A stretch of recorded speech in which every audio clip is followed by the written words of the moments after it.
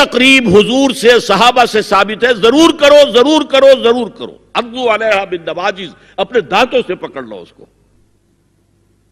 اور جو تقریب ثابت نہیں حضور سے اور صحابہ سے، یقیناً یہ کہیں باہر سے آئی ہے۔ یا تو ہمارا خاندانی پس منظر جو ہے، اکثر تو ہندوؤں سے مسلمان ہوئے، وہ سادات ہوں، صدیقی ہوں، فاروقی ہوں، عثمانی ہوں، وہی ہے نا جو باہر سے آئے تھے، باقی تو اکثریت یہیں سے، وہ اپنا ہندوانہ پس منظر لے کر آئے۔ تو جس کا ثبوت صحابہ کے دور میں نہیں، وہ یقیناً باہر سے آئی ہوئی چیز ہے، اس میں پھر سادگی نہیں، اس میں کمی نہیں، جڑ سے کاٹو اس کو۔ اس بنیاد پر ہم نے 5 فیصلے کیے، ذرا سن لیجئے آپ بھی، اگر آپ کوئی سوشل ورک کرنا چاہیں اس کو عام کریں۔ نمبر 1، نکاح مسجد میں۔ حدیث موجود ہے، ترمذی شریف کی روایت، اعلنوا ھذا النکاح واجعلوہ فی المساجد، نکاح کا اعلان عام کیا کرو، مسجدوں میں منعقد کیا کرو۔ میں حیران ہوتا ہوں کیوں نہیں علماء کرام نے اس کی طرف توجہ دلائی۔ حدیث ہے، ہاں میں مانتا ہوں ان کا کہنا یہ ہے کہ یہ یہاں جو امر ہے کہ مسجد میں منعقد کرو، یہ امر وجوب کے لیے نہیں ہے، استحباب کے لیے، مستحب ہے یہ کہ مسجد میں۔ تو بھائی مستحب کیوں چھوڑ رہے ہو تم؟ وہ اس لیے چھوڑنا پڑتا ہے، مولوی بیچارے کی حیثیت ہے ہی نہیں معاشرے میں کہ وہ کہے جناب یہاں آئیے میرے پاس، میں نہیں آؤں گا آپ کے گھر نکاح پڑھانے کے لیے۔ وہ اپنا رجسٹر بغل میں دبائے بیٹھا سوکھتا رہتا ہے۔ وہ تو آنی تھی بارات عصر کے وقت، مغرب بھی جا رہی ہے، آئی ہی نہیں، وہ بیٹھا غریب۔ پہلے 20-30 روپے ملتے تھے، اب 200 300 400 ملتے ہیں، اور کیا ہے۔ میں نے انہیں یاد دلایا دیکھو شرم کرو، عیسائیوں نے آج تک اپنے چرچ کی اور اپنے پادری کی عزت یہ رکھی ہے کہ شہزادے اور شہزادی کی شادی ہوگی وہ بھی پادری چرچ میں آئیں گے۔ شہزادے کی شادی ہو رہی ہے تو جو ان کی پارلیمنٹ کے ساتھ ہے چرچ، وہاں شادی ہوگی، وہاں پردہ نہیں ہے، لڑکا لڑکی دونوں آمنے سامنے کھڑے ہو کر قول و قرار کریں گے۔ ہمارے ہاں پردہ ہے تو اس لیے لڑکی کے گھر بھی جائیں گے تو لڑکی تو محفل میں نہیں آئے گی، لڑکی کا ایک وکیل ہوگا، وہ وکیل اجازت لے کر آئے گا، 2 اس کے گواہ ہوں گے، اس کے سامنے اجازت لی گئی، پھر وہ نکاح خواہ کو اجازت دیں گے، وہ نکاح پڑھا دیں گے۔ پہلی بات یہ ہو گئی کہ نکاح مسجد میں۔ نمبر 2، نکاح کے موقع پر کوئی دعوت طعام نہیں، کوئی ثابت نہیں۔ دعوت طعام صرف ایک ہے، وہ ولیمہ ہے، اور اس قدر معقول بات ہے، سب باپ اپنے سینوں پر ہاتھ رکھ کر سوچیں اور میری بات سنیں، کیا بیٹی کو گھر سے رخصت کرنے کا وقت جو ہے وہ خوشی کا وقت ہوتا ہے؟ جب بیٹی گھر سے جا رہی ہو، کوئی جانور بھی آپ قربانی کے لیے، کوئی مینڈھا کو بکرا لے آئیں 8-10 دن پہلے اور بچے مانوس ہو جائیں تو وہ جب آپ ذبح کرتے ہیں تو پچھاڑے کھاتے ہیں کہ نہیں بچے؟ اور یہ لخت جگر ہے، نور چشم ہے، 18 20 22 برس گھر میں رہی ہے، وہ جا رہی ہے، خوشی نہیں ہے وہاں، صرف یہ ہوتا ہے اے سائی آف ریلیف کہ ایک ذمہ داری کا بوجھ تھا، اللہ نے آج پورا کرا دیا، اتروا دیا بوجھ۔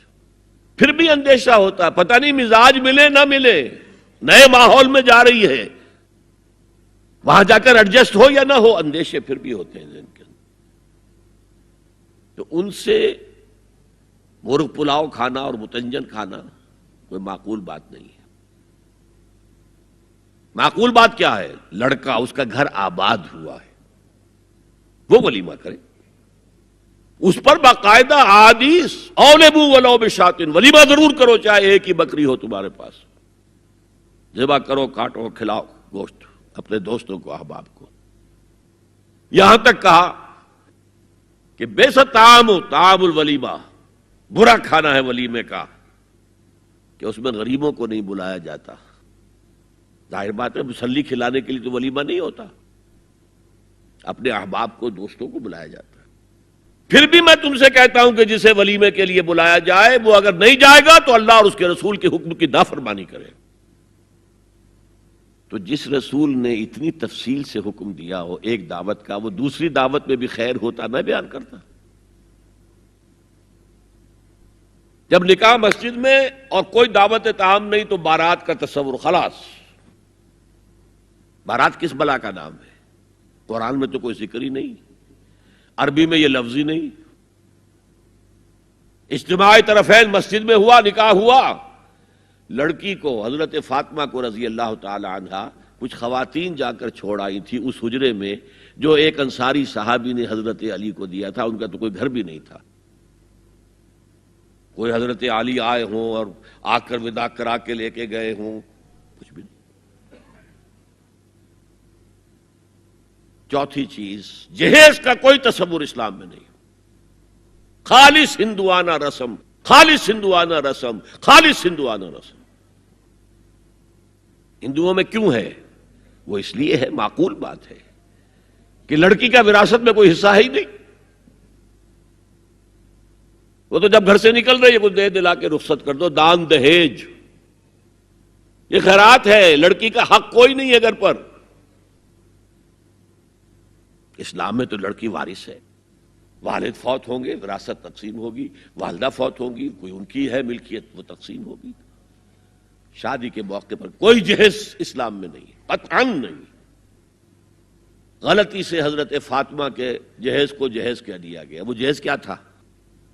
ایک پیسہ بھی حضور کے اپنی جیب سے نہیں تھا. اس شادی میں خاص بات کیا تھی کہ دولہا کے ولی بھی حضور ہی ہے. اور کون ہے؟ علی کا کون تھا مدینے میں؟ اور دلہن کے والد بھی حضور ہیں.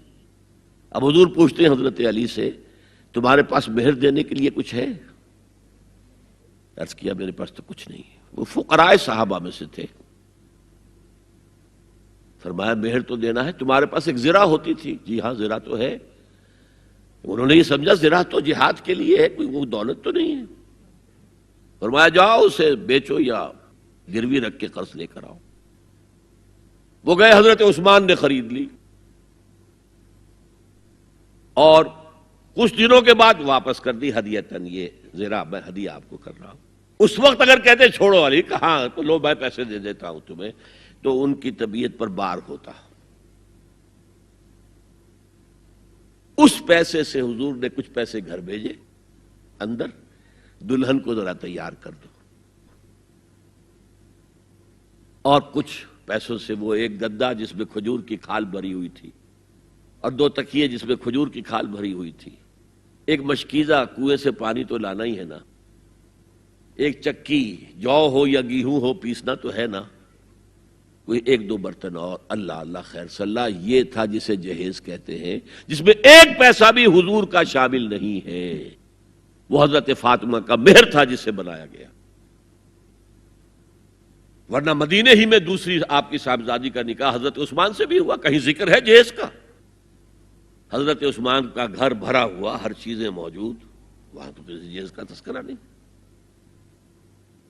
بہرحال یہ شادی کو آسان کرو، زنا کو مشکل بناؤ.